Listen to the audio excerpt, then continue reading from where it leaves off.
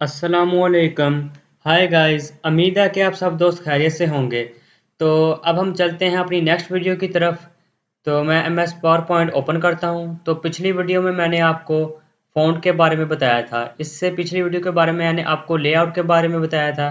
तो आज हम नेक्स्ट आपको पैराग्राफ के बारे में बताऊंगा। तो पैराग्राफ के लिए आपको कोई पैराग्राफ चाहिए जो मतलब कि आप इजीली इजीली इससे आप समझ सकते हैं। तो ये एक छोटे-छोटे 4 पैराग्राफ है मेरे पास। तो मैं सभी को बारी-बारी सिलेक्ट करके आपको पैराग्राफ के बारे में डिटेल से बताऊँगा। तो आप सबसे पहले तो पैराग्राफ को सिलेक्ट करें, सारे को। सारे को सिलेक्ट करना हो तो कंट्रोल ए इसकी शॉर्टकट की है। कंट्रोल ए मतलब सिलेक्ट ऑल। तो ये देखें, ये आल्ट लेफ्ट, इससे हमारा टेक्स्ट जो होगा लेफ्ट जाएगा। अगर हम सेंटर में रखना चाहेंगे ये सेंटर में हो गया। अगर आप साइड पे रखना चाहेंगे थोड़ा तो कंट्रोल आर।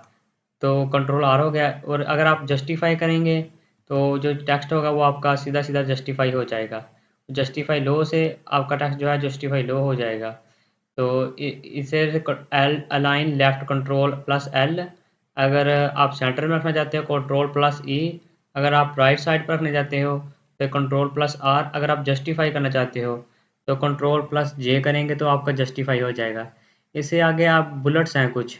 तो अगर आप बुलेट्स वगैरह कुछ ऐड करना चाहते हैं तो मैं आपको एक नई स्लाइड लेकर दिखाता हूँ। तो आप बताएं कि नई स्लाइड लेने के लिए हमारे पास शॉर्टकट की क्या थी। तो देखते हैं कितने लोगों को पता है। Control M. कंट्रोल एम से जो हमारी हैं वो नई स्लाइड्स आ जाएंगी। तो इस पर मैं कुछ टेक्स्ट लिखता हूँ। A L I Ali, enter. H A double S A N Hasan, enter. H A I D E R Haider, enter. तो एक आखिरी नाम लिख लेता हूँ, A S I M Asim, और इंटर। तो ये मैंने 4 नाम सेलेक्ट कर लिए। और इसको सेलेक्ट करने के बाद ये जो बुलेट है इस पर क्लिक करता हूँ। जैसे ही मैंने बुलेट पर क्लिक किया तो आपको बहुत सारे ऑप्शन नज़र आएंगे। तो आप देख सकते हैं। तो अगर मैं इस पर क्लिक करता हूँ, ये देखें तो मेरे पास 4 बुलेट्स लग गए। अगर मैं इसको राइट साइड पर करूँ तो ये देखें सीधे सीधे अलाइनमेंट होगी। और आप बुलेट को चेंज भी कर सकते हैं आप अपने टेक्स्ट के रिक्वायरमेंट के मुताबिक, जिस तरह की आप प्रेजेंटेशन बनाना चाहते हैं तो उस तरीके से भी आप अपने टेक्स्ट को लिख सकते हैं। और मैं इसको बड़ा कर लेता हूँ थोड़ा,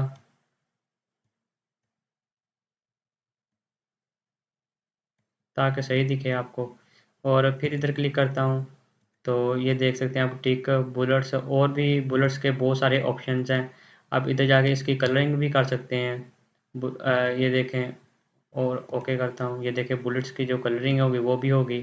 अगर आप कोई गिनती वगैरह ऐड करना चाहते हैं 1 2 3 रोमन गिनती ऐड करना चाहते हैं वो इधर से ऐड होगी। तो आप अपनी रिक्वायरमेंट के मुताबिक इसको इस्तेमाल कर सकते हैं इजीली। तो उम्मीद है कि आपको पैराग्राफ के बारे में लेफ़्ट राइट और जस्टिफाई की समझ आ गई होगी कि टेक्स्ट को बुलेट किस तरह देना है, और इसकी भी समझ आ गई होगी। और अब हम चलते हैं इस लाइन स्पेसिंग के दरमियान कि हमने लाइन स्पेसिंग कितनी रखनी है। 1/5 से देखें और होगी 2.0, 2.5, 3.0। जैसे जैसे मैं लाइन स्पेसिंग करता जाता हूँ मेरा टेक्स्ट नीचे भी खुद ब खुद होता जाता है। बेसिकली जो नॉर्मल है वो 1.0 ही होती है। तो लाइन स्पेस ऑप्शन के कुछ, मैं जब इसे क्लिक करता हूँ तो मेरा डायलॉग जो बॉक्स होगा वो ओपन हो जाता है। तो इससे आप लेफ़्ट टू राइट या राइट राइट टू लेफ़्ट भी डायरेक्शन वगैरह चेंज कर सकते हैं। तो ये बेसिकली वो सब तमाम चीज़ें हैं जो मैंने ऊपर आपको बता दी हैं कि इसमें लाइन स्पेसिंग कितनी करनी चाहिए और कितनी होनी चाहिए। तो मैं लाइन स्पेसिंग जो है वो 1.0 ही रखता हूँ। तो मैं सारे टेक्स्ट को 1.0 जो होगी मेरी वो लाइन स्पेसिंग। इससे आगे ये जो है इससे इंक्रीज लिस्ट लेवल। अब अगर इस पर क्लिक करेंगे तो देखें मेरा जो अली था वो स्मॉल हो गया। ठीक है, तो अगर आप इस पर क्लिक करेंगे तो देखें मेरा अली जो है वो फिर लार्ज हो गया। और इसकी मैं इसको साइड कंट्रोल प्लस एल से अपने अलाइनमेंट में सीधा करके रख देता हूँ। तो इस उम्मीद है कि इसको भी समझ आ गई होगी। और लाइन स्पेसिंग को भी आपको पता चल गया होगा।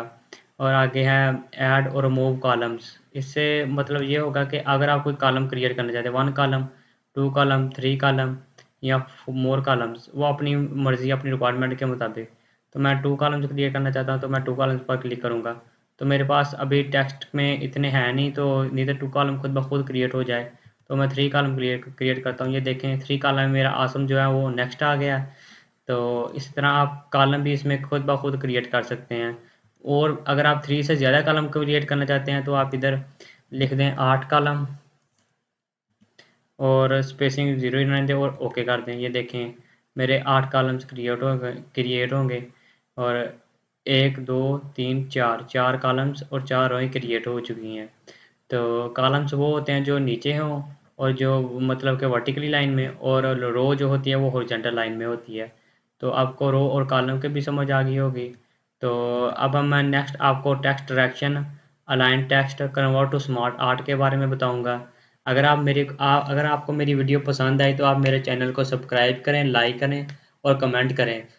अल्लाह हाफिज़, मिलते हैं नेक्स्ट वीडियो में।